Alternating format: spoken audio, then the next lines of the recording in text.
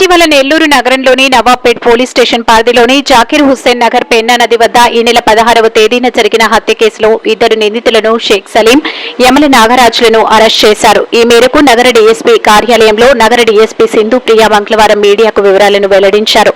ఇద్దరు నిందితులను అరెస్ట్ చేసి కోర్టుకు హాజరుపరుస్తున్నట్లు వెల్లడించారు. మృతుడు సుల్తాన్ అనేక కేసుల్లో నిందితుడిగా ఉన్నాడని, ఇటీవల మద్యం కోసం సలీం, నాగరాజును బెదిరించడంతో వారు ఈ హత్యకు పూనుకున్నారన్నారు.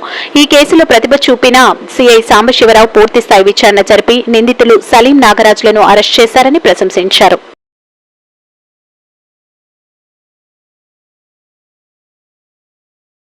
ఒక రిపోర్ట్ రావడం జరిగింది.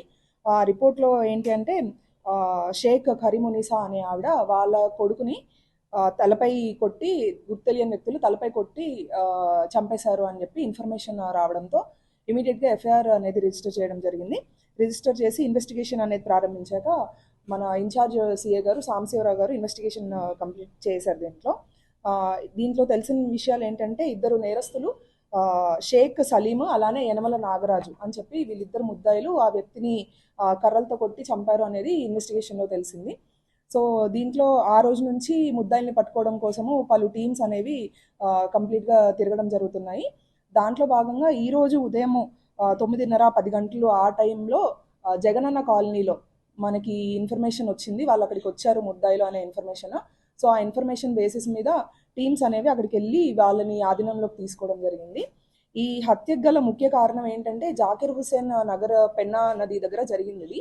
ఈ జాకీర్ హుస్సేన్ నగర్లో ఈ నివాసం ఉండే ఈ చనిపోయిన వ్యక్తి ఎవరైతే ఉన్నారో ఇతను అంతకుముందు పలు క్రిమినల్ కేసెస్లో కూడా ఉన్నాడు.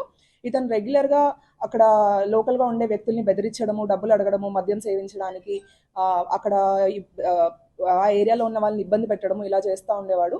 సేమ్ అట్లానే హత్య జరిగిన రోజు మధ్యాహ్నం కూడా ఈ షేక్ సలీం అనే వ్యక్తిని డబ్బులు అడిగితే ఇతను నా దగ్గర లేవని చెప్తాడు. చెప్పినందుకు నువ్వు నాకు డబ్బులు ఇవ్వకుండా ఎలా బతుకుతావో చూస్తాను అని చెప్పి బెదిరిస్తాడు. బెదిరిస్తే ఈ షేక్ సలీం అనే వ్యక్తి ఇదే విషయాన్ని తన స్నేహితుడైన నాగరాజ్తో చెప్తాడనమాట. చెప్పి వాడు ఎలా అయినా నన్ను చంపేస్తాడు, ఒకవేళ అతను చంపడానికి వస్తే అతన్ని మనం రిటర్న్ అతను బతకనివ్వడు కాబట్టి మనం రిటర్న్ చంపాలి అతన్ని అని ముందుగానే ప్లాన్ వేసుకుంటారు. వీళ్ళు పెన్నా నది ఒడ్డున అక్కడ ఉండగా ఈ చనిపోయిన వ్యక్తి ఎవరైతే ఉన్నారో అక్కడికి వెళ్తాడు ఓపెన్ డెఫికేషన్ కోసం అని చెప్పి. వెళ్ళి వీళ్ళని చూసి అక్కడ బెదిరించి కొట్టడానికి వస్తాడు. వచ్చినప్పుడు వీళ్ళు ఇమీడియట్గా వీళ్ళు ముందుగానే అనుకున్నారు కాబట్టి ఎలా అయినా నన్ను చంపడానికి వస్తే చంపేయాలని చెప్పి సేమ్ అదే ప్లాన్ ప్రకారము ఆ కర్రలు తీసుకొని కొట్టేసి అక్కడ తలపై బాది చంపడం జరుగుతుంది. సో ఈ రోజు మనం అరెస్ట్ చేసినప్పుడు వీళ్ళు హత్యకు ఏవైతే కర్రలు ఉపయోగించారో అవి కూడా అక్కడ వాళ్ళు ఆ పర్టికులర్ ప్లేస్లో ముందే అక్కడ పెట్టుకొని వెళ్తారు. ఈరోజు మనం వెళ్ళి చూసినప్పుడు అక్కడ కర్రలు కూడా ఉన్నాయి, అవి కూడా మనం స్వాధీనం చేసుకోవడం జరిగింది. సో ఈ కేసులో ముఖ్యంగా ఇన్ఛార్జ్ సిఏ గారు సాంబశివరావు గారు, అలాగే రెహమాన్ ఎస్ఐ శివయ్య అండ్ ఏఎస్ఐలు నర్సయ్య, ప్రసాద్, మిగతా పీసీలు అందరూ కలిసి వీళ్ళని ఇన్ఫర్మేషన్ అనేది పర్టికులర్గా వచ్చినప్పుడు ఛేదించి వీళ్ళని పట్టుకోవడం అనేది జరిగింది. సో దీనికి ఈ టీం మొత్తాన్ని నేను అభినందిస్తున్నాను.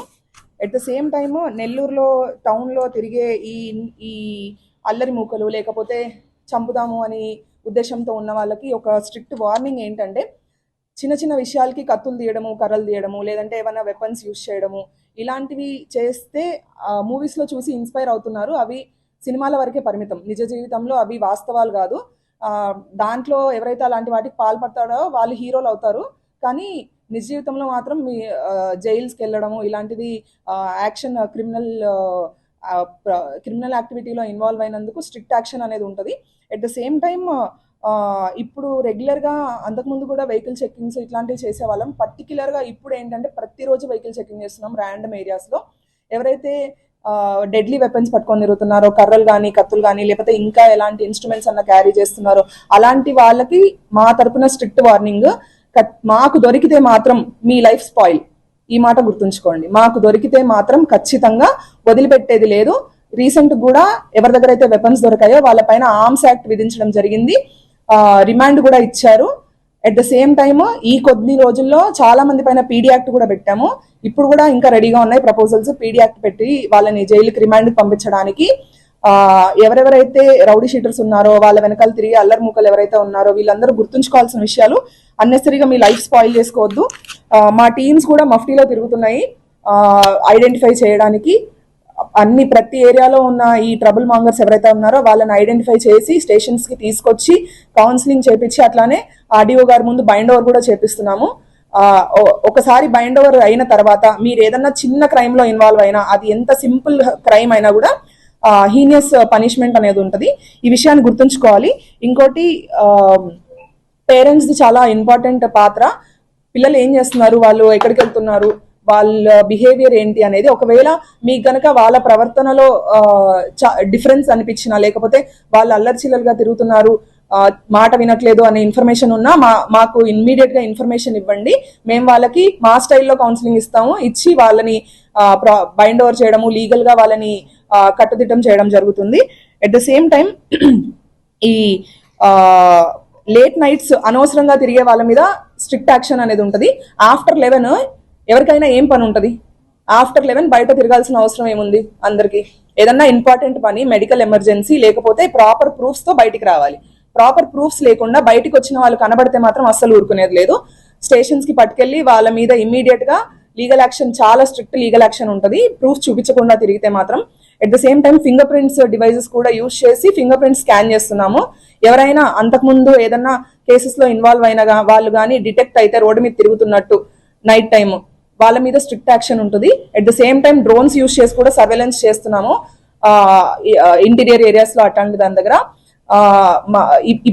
ఇప్పటి నుంచి ఖచ్చితంగా పోలీసు ఇన్ని రోజులు వేరే రకంగా చూశారు. ఇప్పుడు మాత్రము స్ట్రిక్ట్ గా ఎలా ఎన్ఫోర్స్మెంట్ ఉంటుంది అనేది ఆల్రెడీ చూపిస్తున్నాము. ఇప్పుడు ఇంకా స్ట్రిక్ట్ గా ఉంటుంది. ఈ విషయాన్ని అందరూ గుర్తుంచుకోవాలి. మాకు దొరికితే మాత్రం మీ పిల్లల జీవితాలు నాశనం అయినట్టే. అన్నెసరీగా కత్తులతో కానీ లేకపోతే అనవసరంగా బయట తిరిగితే మాత్రము స్ట్రిక్ట్ యాక్షన్ అనేది ఉంటుంది. ఈ విషయం పేరెంట్స్ అందరు గుర్తుంచుకోండి.